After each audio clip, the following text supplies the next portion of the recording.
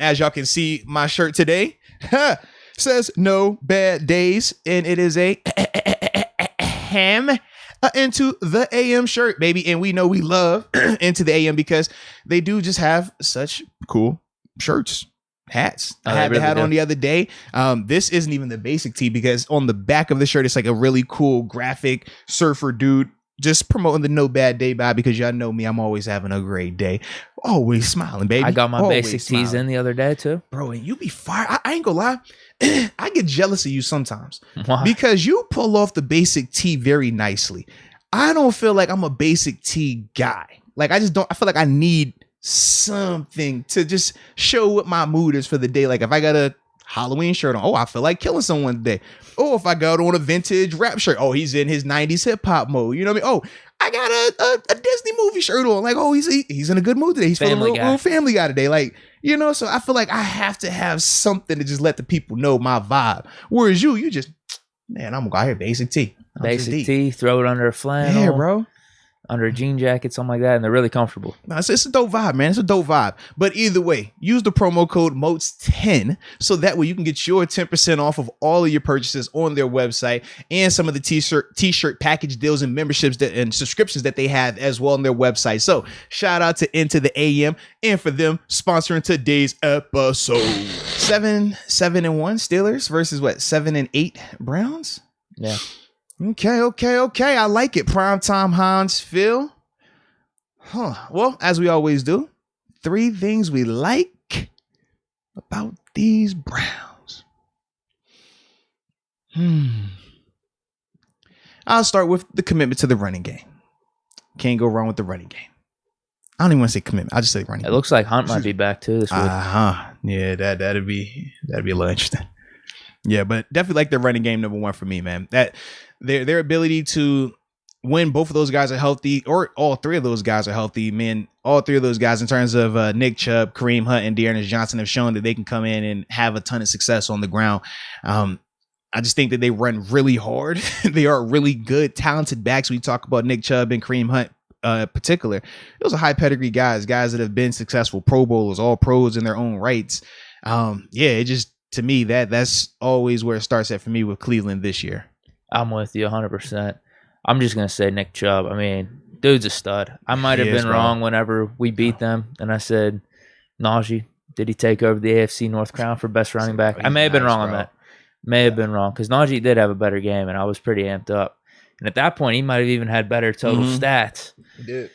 But kind of how the seasons have went, just in terms of the respective running backs, I think they went in opposite directions where Chubb has still been a stud. Yeah. You see him in the Packers game, man. Like, bro, he's nice, physical. Bro. He's like a bowling ball, but then he's got a gear. Really good speed. Yes, and that second gear, level can just fly by people. So, I really like their running backs. Obviously, Kareem Hunt's a stud, too. He could probably start for handful of teams around the league. Easily. Think about when he was in his zone, bro. Yeah, he's probably legit like a top 10 running back. He was a Pro Bowler when he was in his in his set. Yeah.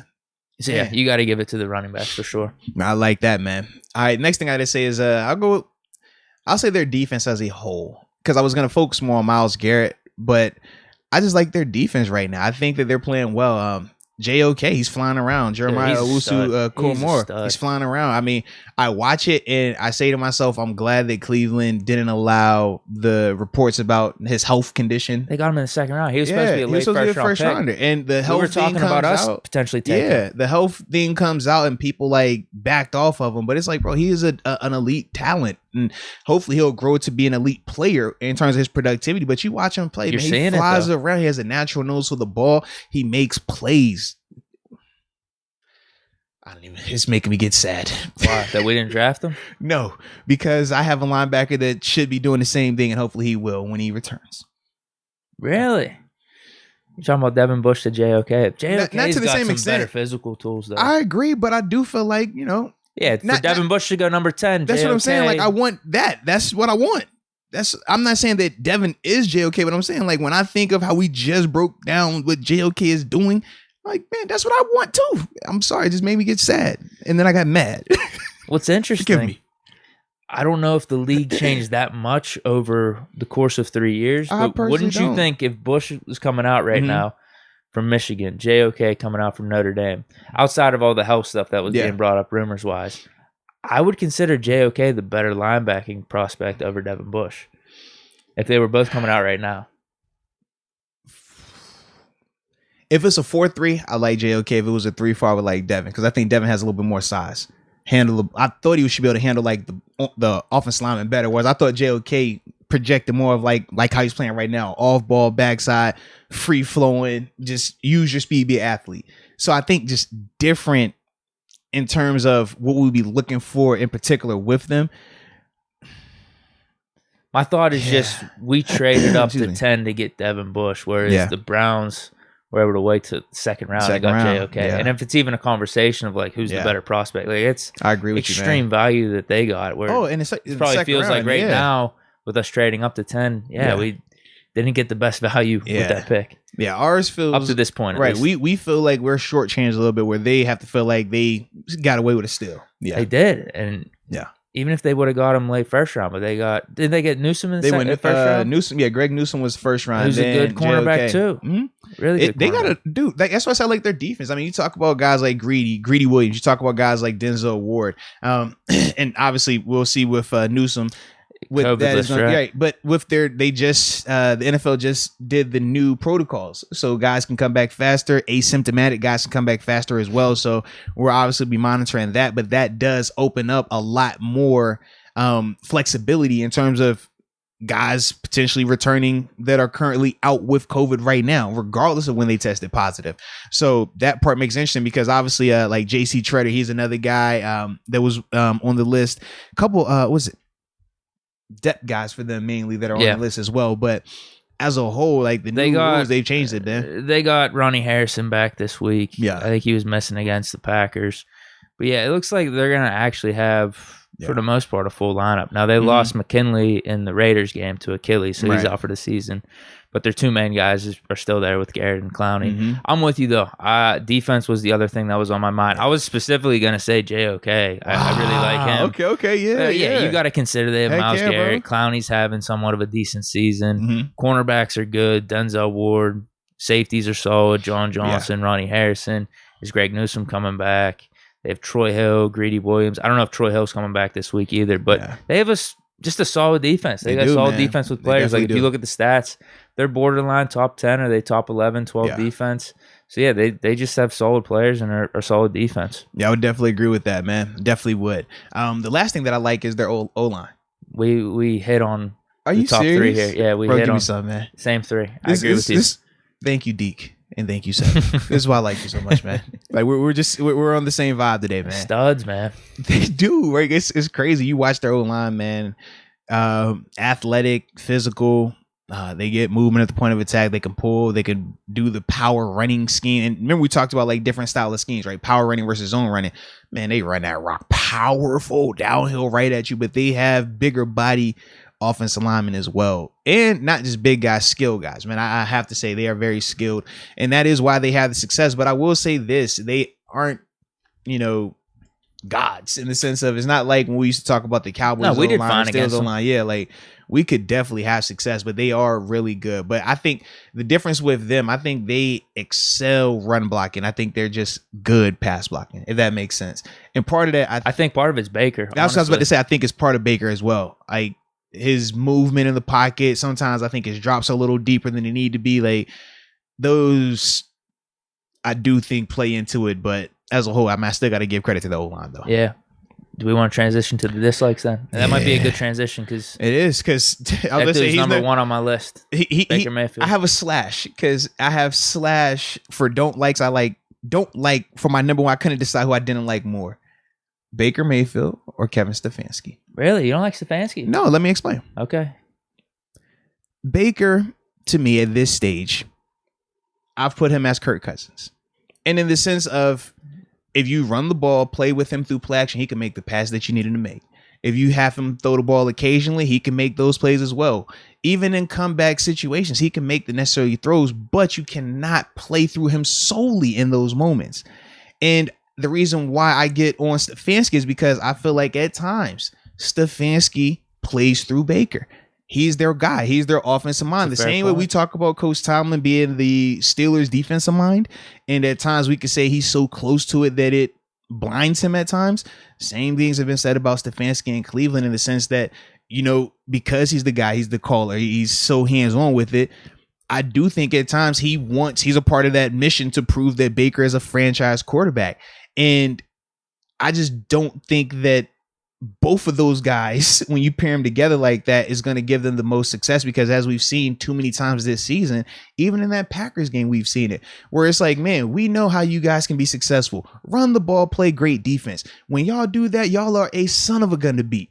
But what do we see every single game when they get that momentum going? When they start playing like that, what do they start to do? We're going to make it a Baker game. We're going to show that Baker can outdo Aaron Rodgers. Baker can outdo Ben. Baker can outdo this guy. And what ends up happening?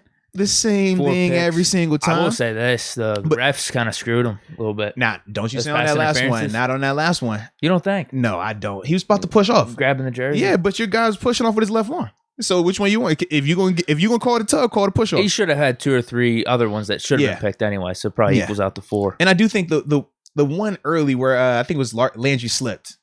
Mm-hmm. The one where Landry slipped, I was like, you take that off. But either way, it's still bad decision making from him. I mean, the first pick that he threw, I'm like, yo, what are you doing? You just airmailed it. Yeah, just airmailed it, man. There was a case though, even if you slow mode it, like he kind of held Peoples Jones back a little bit. Yeah. But yeah, I thought it was a bad decision. Yeah. You're right. There was just no reason for it. Why the first play right off the bat? He's bombing one across the middle. But that's part of me when I say part is Baker, but part is Stefanski, because you talk about what play was that? That was number 1, right?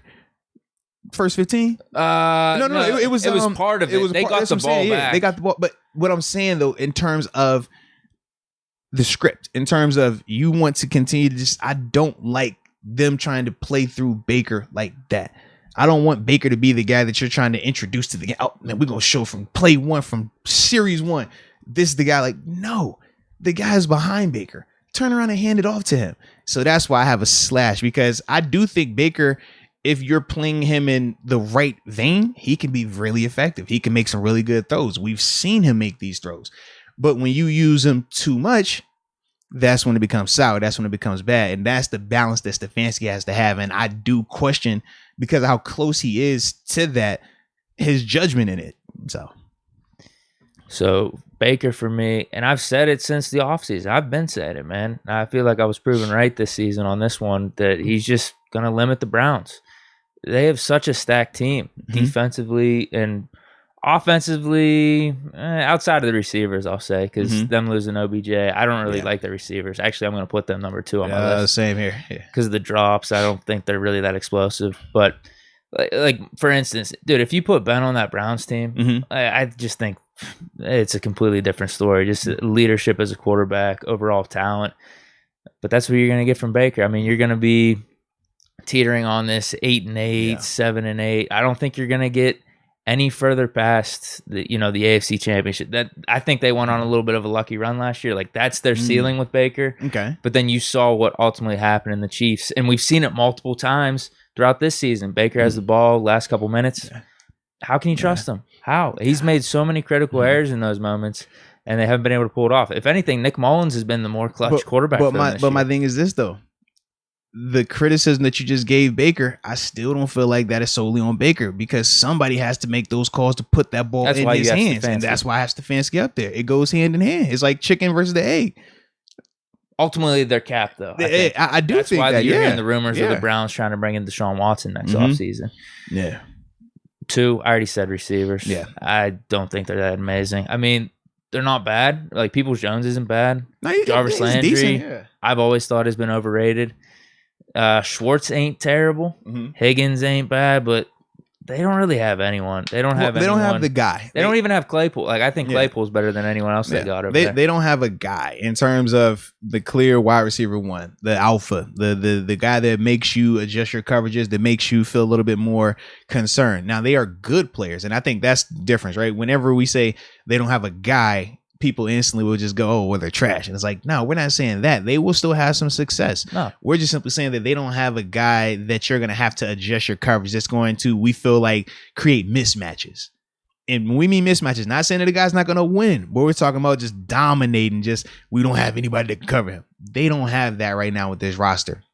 Jarvis Landry is always an overachiever in the sense of he's limited with his skill, right? Because it's a skill set, but he plays so hard that he can make up for it because he's not an elite fast receiver. You know, I think he catches the ball well, but it's more so the run after that highlights him. But even with that, he's still a little slowed down. If you're watching him now on tape, he was obviously dealing with the knee injury earlier in the season. I don't necessarily feel like he's Jarvis when I watch him in that Packers game. It's like he's still doing his normal stuff, but it looks a little light. It doesn't look the same. So yeah, feels I'm with like you they though, man. target Peoples-Jones the most, if anything. He's like their number one. Yeah. He's And not terrible, but across the board, Peoples-Jones isn't a wide receiver. Yeah, they just. Boy, the drops is. I mean, they helped us when we played them. Definitely, you know. I know, because I didn't think Baker played bad against us. He did not. A lot of people want to make fun of Baker in that game. I didn't think he played bad. And there was a ton of wide open drops, and he was doing. You think about on the last drive. I mean, he was orchestrating a game-winning drive. It was just you get a drop with the drop by. I think there was a penalty. Yeah, the penalty. You had to drop by Landry. You had to drop. Excuse me, I'm burping. Lord, you had to drop by Odell as well, or not drop, but the old. She have went for it. Was going to get killed anyways down the middle of the field. So, yeah. So do you agree on my two? Do you have I agree. No, I have the shoes as well, man. 3? So this is where I'm like kind of stuck right here because part of me. For me, I'm a little bit more of a stickler. I like JOK. I'm not necessarily a fan of. You're talking about the middle linebacker. Yeah, I'm not necessarily a fan of like the rest. Like, was it Taki? I think he plays well, but he's still limited. You know what I mean? That's probably their weakness. Yeah, that's what I would say. Like, so for me, I just not a fan of that. But I don't want to say linebackers because obviously JOK we highlighted, and I love what I'm seeing everyone from him. outside of JOK. Essentially, yes. So the Mike and the Sam linebacker. You know what I mean? More so the Mike is Walker. I'm not really the biggest taking fan a shot at him. No, I ain't taking strays for Walker. Stop it, man. Stop it. But for me, that's my thing. Like, they're good players, but I don't think they jump off the screen like that. Whereas when you watch JOK, he jumps off the screen. JOK, he flies around. Those other two guys, they're just guys. And like you said, I do think that is probably the weakest part of their defense. Those two dudes right there. So that's what I would go with, man. What about you, though? I was thinking that too. I'll get a little bit more creative, although this isn't that creative because I think we here in Pittsburgh have always thought this, but I'll bring it to the forefront. Do it. Organization, franchise. There it is. Just they've turned the corner though, huh, man? Cursed, whatever it is. They turned the corner. No. You don't believe me? I told you, last year is their ceiling. Last year was their ceiling, and I'm not even sure. They said last year was the changing of the guard. They said ever since then. They didn't make it to the AFC Championship. No, they went the division round. I'm sorry, it was Bills and Chiefs. But yeah. Because they lost to the Chiefs. That's their ceiling. That is their ceiling right there. So with Baker Mayfield, it does seem like they got things going in the right direction, but what are they going to do next offseason? Everything up to this point still tells me, no, they ain't getting it done. It's the franchise, how they run things. No.